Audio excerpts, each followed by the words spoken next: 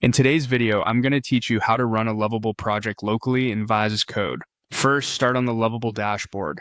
This is your home base where you can see everything you've created or have access to. Make sure you're on the home view so you can quickly jump into your work without hunting around. Next, open the All Projects section. This gives you a clean list of your projects. If you have a lot of items, use the search bar or filters to locate the one you want.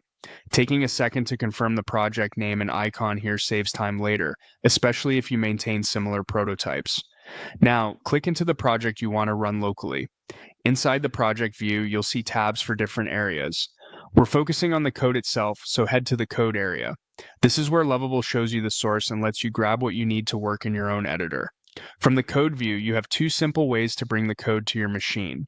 You can download the file, or you can copy the code directly.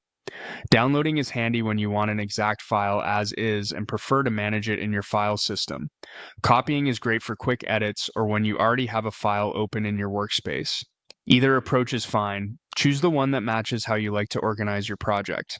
If you're copying, double check that you're grabbing the entire snippet so nothing is truncated. With the code in hand, open Visual Studio Code. If you copied the code, create or open the appropriate file in your project folder, paste the code, and save it with the correct file extension so vscode recognizes the language. If you downloaded a file, open that file or its folder in vscode so everything is in one place. Once the file is open, you can set the language mode if needed, run formatting to keep things consistent, and glance at the problems panel to spot any immediate issues flagged by your linters or extensions.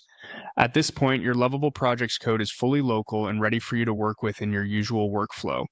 That's the full process. Go to the Lovable dashboard, open all projects, select your project, view the code, download or copy, then open it in VS Code and save.